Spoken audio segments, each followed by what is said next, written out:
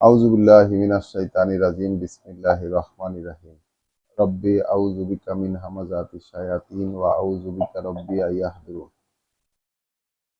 পরম করুণাময় দয়ালু আল্লাহর পরিচয়ে শুরু করছি।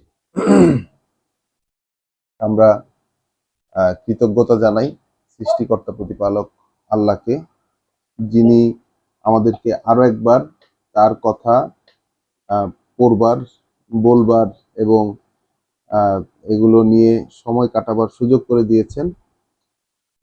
আমরা একটি ধারাবাহিক পড়া পড়ছিলাম কোরআন মজিদের সূরা ফাতিহা থেকে আমরা শুরু করেছিলাম। সেই ধারাবাহিক পড়ার এই মুহূর্তে আমরা অবস্থান করছি সূরা সাজদায়। তো রাত্রিকালীন এই ধারাবাহিক পাঠে সবাইকে স্বাগত জানাই, সালাম এবং শুভেচ্ছা জানাই। দৃশ্যের অদৃশ্যের, কাছের এবং দূরের সবাইকে সালাম এবং শুভেচ্ছা। আমরা গতকাল রাতে সূরা সাজদার আয়াত 22 পর্যন্ত পড়েছিলাম। আমরা সূরা সাজদাতে আবার সেই সাবজেক্টটি ফেরত পেয়েছি যে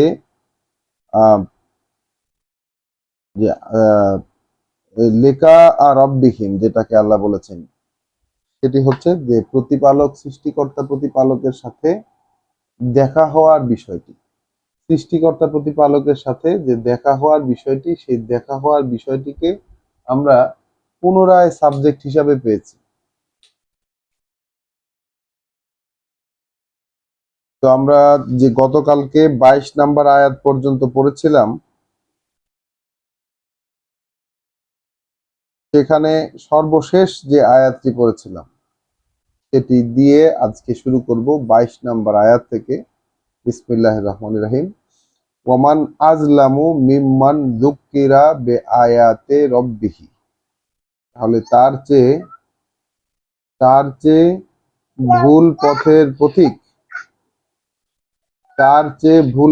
পথিক, সাগর ভাই, আপনার মাইকটা একটু মিউট করে দিবেন, একটু কাইন্ডলি। আপনার সাগর ভাই, আপনার মাইকটা একটু মিউট করে দিবেন, এটা আমি পারছি না মিউট করতে।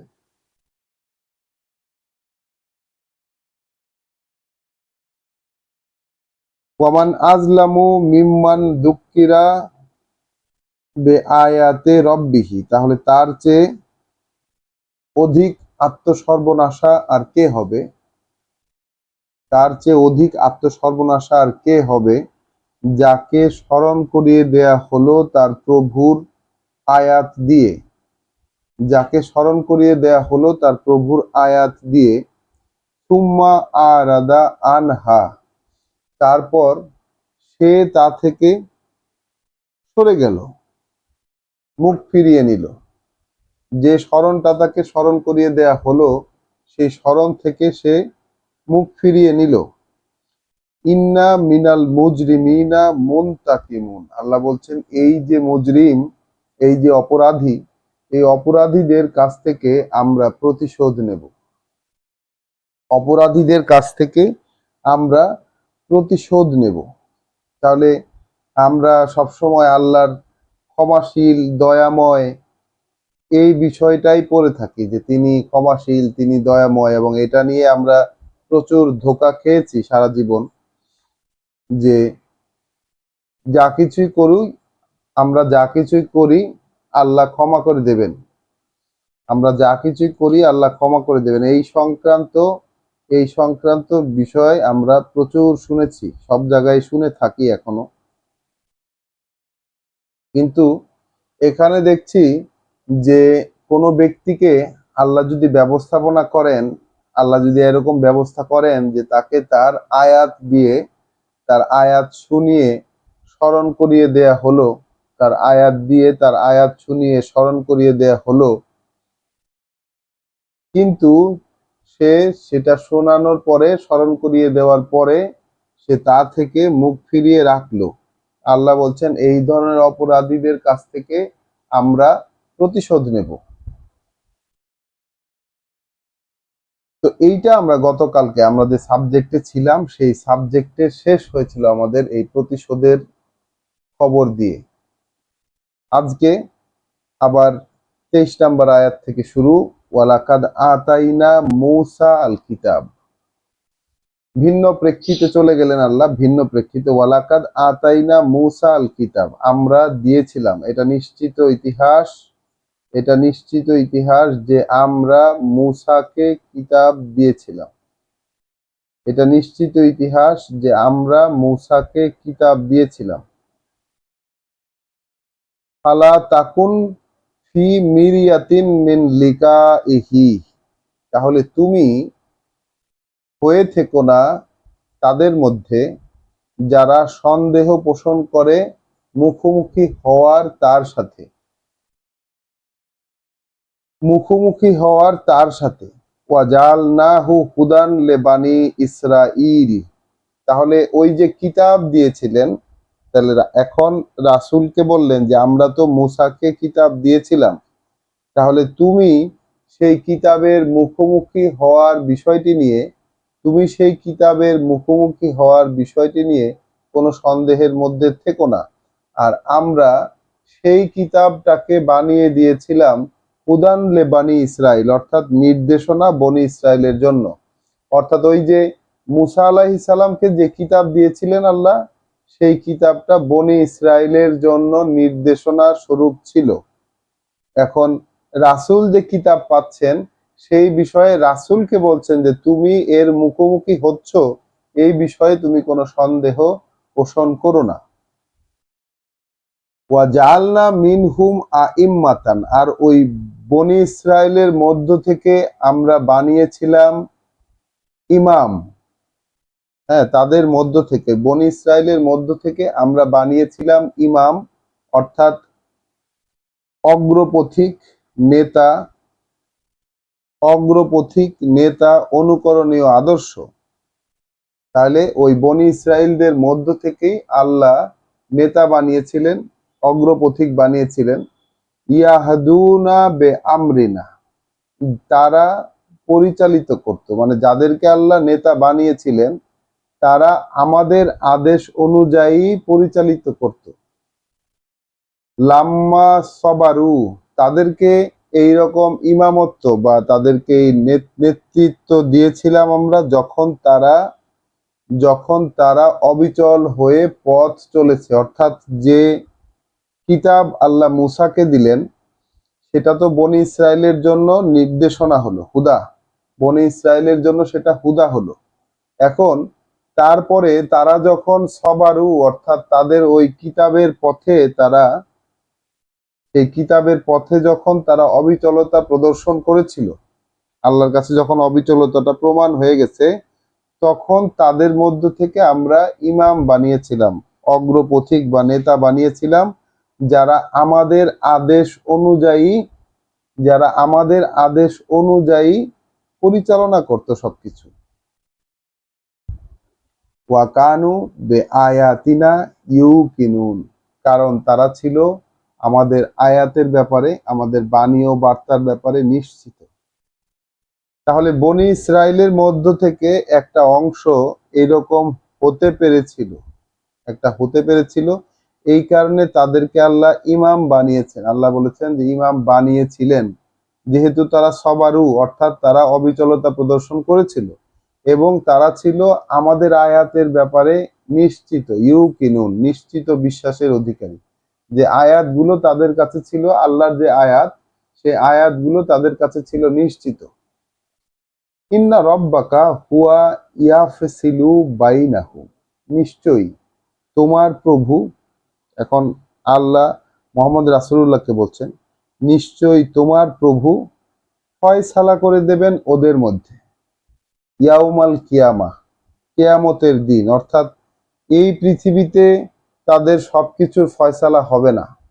বনি ইসরায়েলদের যে পরবর্তী জেনারেশন এবং সেখান থেকে যা কিছু উদ্ভূত হয়েছে তাদের, এদের সবকিছু পৃথিবীতে ফয়সালা হবে না। নিশ্চয়ই তোমার প্রভু তিনি ফয়সালা করে দেবেন ওদের মধ্যে কিয়ামতের দিন, অর্থাৎ যেদিন সবাই উঠে আবার দাঁড়াবে, সেই দিন ফয়সালা করে দেবেন। ফিমা কানু ফিহে ইয়াখতালিফুন, সেই সব বিষয় নিয়ে ফয়সালা করে দেবেন যেসব বিষয়ে তারা এখন মতবিরোধ করছে। তাহলে বনি ইসরাইলরা মুসা আলাইহিস সালামের কিতাবের অনুসরণ করবে, অনুসরণ করেছে কোনো একটা সময়ে। সেই অনুসরণ করার কারণে যেহেতু তারা সেই অনুসরণের ক্ষেত্রে অবিচলতা প্রদর্শন করতে পেরেছিল, তাই তাদেরকে আল্লাহ নেতা বানিয়েছিলেন, অগ্রপথিক বানিয়েছিলেন, এবং তাদের বৈশিষ্ট্য হিসাবে দিচ্ছেন যে তারা ছিল আমাদের আয়াতের ব্যাপারে ইউকিনুন, নিশ্চিত বিশ্বাসের অধিকারী। তারপরও তারপরও তাদের মধ্যে, তার পরবর্তী জেনারেশনে তাদের মধ্যে যত জিনিস নিয়ে মতবিরোধ সৃষ্টি হয়েছে, আল্লাহ বলছেন সেই মতবিরোধগুলোর ফয়সালা তিনি কিয়ামতের দিন, অর্থাৎ যেদিন সবাই আবার উঠে দাঁড়াবে, সেই দিন দিবেন। আয়াত 26 সূরা সাজদা। আওয়ালাম ইয়াহদি লাহুম। আচ্ছা, এই বিষয়টা কি এখনকার মানুষের জন্য, মোহাম্মদ রাসূলুল্লাহকে বলছেন যে এই বিষয়টা কি এখনকার মানুষদেরকে কোনো ধরনের পরিচালনার নির্দেশনা দেয় না? কোনো ধরনের পরিচালনা পদ্ধতি কি তাদেরকে দেয় না যে কাম আহলাকনা মিন কাবলিহিম মিনাল কুরুনে, কত শত সেই জাতিগোষ্ঠী যাদেরকে আমরা ধ্বংস করে দিয়েছি সেই জনগোষ্ঠী সমূহ থেকে, ইয়ামশুনা ফি মাসাকিনিহিম, যারা কি মানে সেই সব বসতির মধ্য দিয়ে এখনকার এই মানুষেরা তো যাতায়াত করে। তাহলে এখনকার মানুষেরা যাতায়াত করে যেসব বসতি, সেই ঐতিহাসিক যেসব বসতি, সেই সব বসতিতে যারা ছিল এখনকার মানুষের আগের জেনারেশন, তা এরকম কত জনগোষ্ঠী, কত জনপদ আল্লাহ ধ্বংস করে দিয়েছেন। এই ইনফরমেশনটা কি, এই যে ধ্বংস করে দিয়েছেন তিনি, যেই বসতির উপর দিয়ে চলাচল করে, বসতির আশপাশ দিয়ে চলাচল করে, এই বিষয়টা কি এখনকার মানুষের জন্য কোনো পরিচালনা দেয় না, কোনো শিক্ষা দেয় না? ইন্না ফি যালিকা লাআয়াতিন, নিশ্চয়ই নিশ্চয়ই এর ভিতরে রয়েছে আয়াত, এর ভিতরে রয়েছে চিহ্ন, নিদর্শন। অর্থাৎ এই যে ধ্বংসপ্রাপ্ত জাতিগোষ্ঠী এবং তাদের যে অবশিষ্ট, তাদের অবশিষ্ট যেই বসতি, তাদের অবশিষ্ট যে বসতি, এই বসতির মধ্যে এবং তাদের এই ধ্বংস করে দেওয়ার মধ্যে রয়েছে আয়াত। আল্লাহ বলছেন আফালা ইয়াসমাউন, তারপরও তোমরা কি শুনতে পারো না? তোমরা কি তবুও শুনবে না? অর্থাৎ রাসূল বলছেন এখন যে তোমরা কি তবুও শুনবে না? আওয়ালাম ইয়ারাও, আচ্ছা তারা কি এটা ভেবে দেখতে পারে না? আন্না নাসুকুল মা, যে আমরা আমরা পান করাই পানি, ইলাল আরদে, মানে বয়ে নিয়ে যাই পানি, আমরা প্রবাহিত করে নিয়ে যাই পানি, ইলাল আরদে, সেই জমির দিকে, আল জুরুজে, যেটা কিনা পানিবিহীন, মানে শুকনা তৃণবিহীন, এমন এমন সেই ঊষর জমিনের দিকে আমরা পানি বয়ে নিয়ে যাই। ফানুখরিজু বিহি জারআন, তারপর বের করে আনি সেই পানি দিয়ে ফসল, তাআকুলু মিনহু, যা থেকে তোমরা আহার গ্রহণ করো। আন আমুহুম ওয়া আনফুসুহুম, মানে যা থেকে খাবার গ্রহণ করে তাদের, আন আমুহুম, তাদের চতুষ্পদ জন্তুগুলো, ওয়া আনফুসুহুম, এবং তারা নিজেরাও। তাহলে কথাটা কি হলো? কথাটা হলো যে এই বিষয়টা কেন তারা ভেবে দেখে না, বা এই দৃশ্যটার দিকে তাকিয়ে তারা কেন এই বিষয়টা বিবেচনা করে না যে ওই আল্লাহ বলছেন যে আমরা ওই পানিটাকে বয়ে নিয়ে যাই, আমরা পানিটাকে বয়ে নিয়ে যাই এমন এক শুকনো জমিনের দিকে, তারপরে সেই পানি দিয়ে, অর্থাৎ আল্লাহ যে পানিটাকে বয়ে নিয়ে আসলেন সেই পানি দিয়ে বের করে আনি, ফসল, এবং সেই ফসল থেকে তোমরা খাবার গ্রহণ করো তোমাদের পশুদের জন্য। হ্যাঁ, খায় তা থেকে তোমাদের পশুতেও এবং তোমরা নিজেরাও। তবুও কি তোমরা দেখবে না? আফালা তুবসিরুন, তবুও কি তোমরা দেখবে না? এর আগে আফালা আফালা ইউবসিরুন, আর এর আগে ছিল আফালা ইয়াসমাউন, তবুও কি তোমরা শুনবে না? সেখানে বলছিলেন যে জাতিগোষ্ঠীকে, বহু জাতিগোষ্ঠীকে ইতোপূর্বে ধ্বংস করে দিয়েছেন। এই ধ্বংসপ্রাপ্ত জাতিগোষ্ঠীর বসতবাড়ির মধ্যখান দিয়ে বা বসতবাড়ির আশপাশ দিয়ে তারা চলাচল করে, তবুও কি তারা শুনবে না?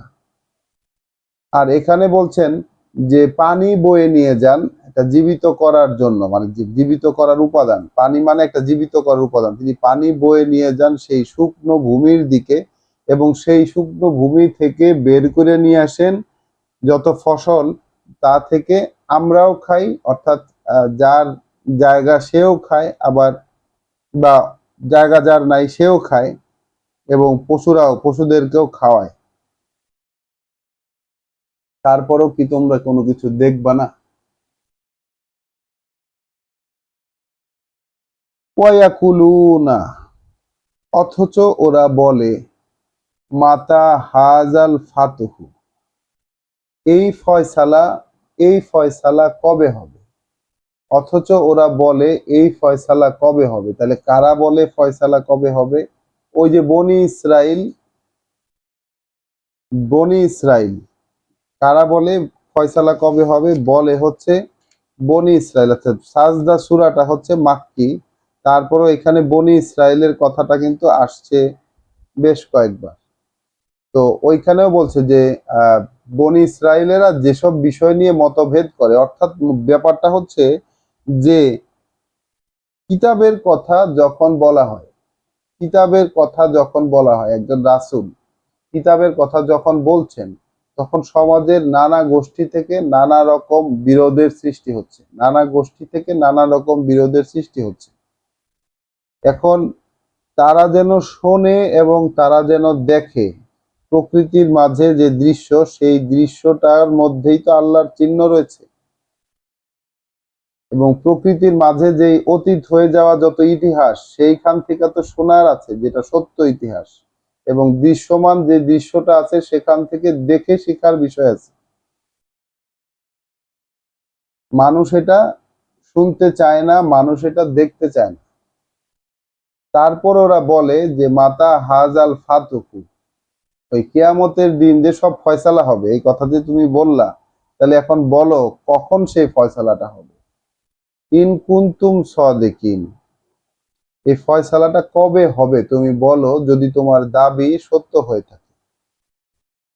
কুল, তুমি বলে দাও, ইয়াউমাল ফাতেহে, যেই দিনকে এই ফয়সালা, লা ইয়ানফাউ আল্লাযিনা কাফারু, কোনো উপকারে আসবে না, কোনো মুনাফা দেবে না তা তাদেরকে যারা এটাকে প্রত্যাখ্যান করেছিল।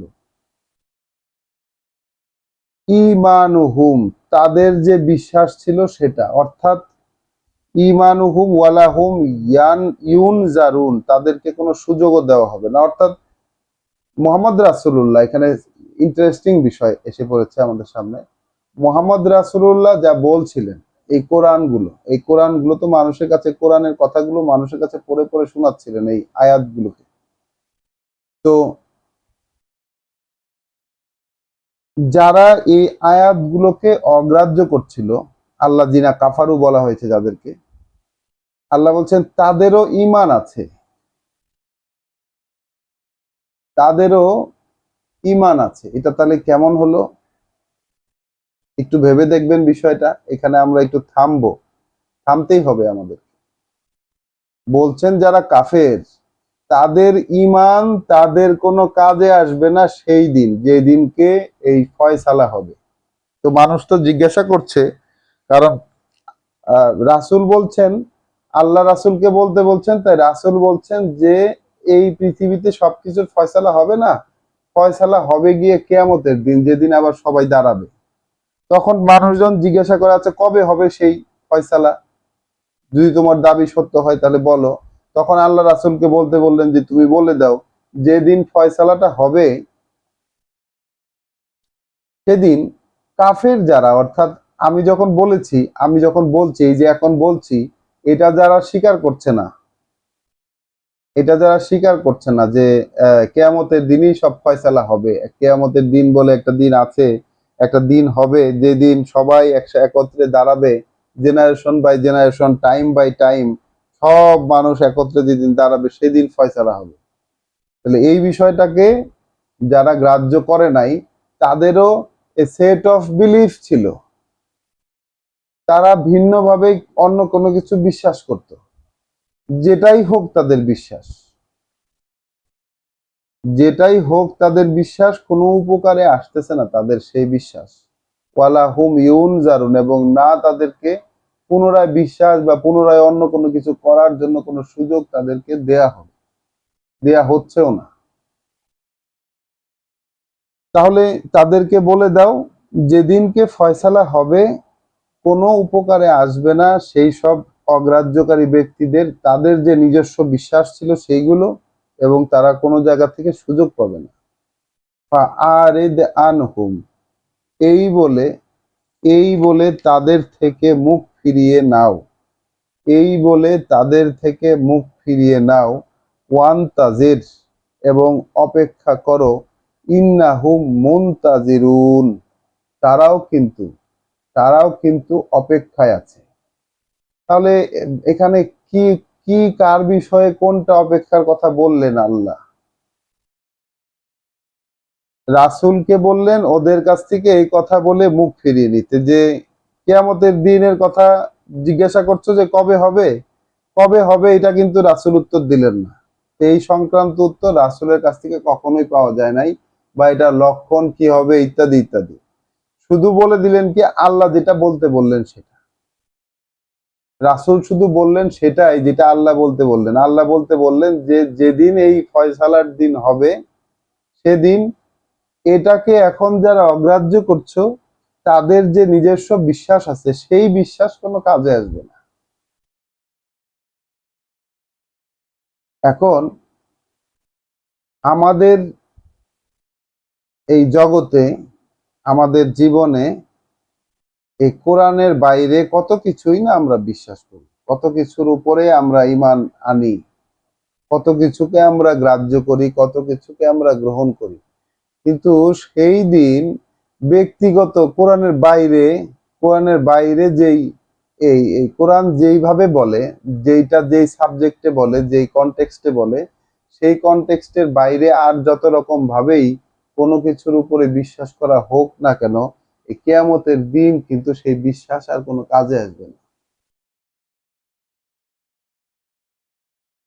কোরআন ব্যতীত বিশ্বাসের আর যত রকম উপকরণ আছে আমাদের প্রচলিত জীবনে, বিশ্বাসের আর যত রকমের উপকরণ আছে, যত সোর্স থেকে যত কিছু আমরা বিশ্বাস করেছি, বিশ্বাস করা মানে শুধু মনে মনে বিশ্বাস করেছি তাই কিন্তু নয়,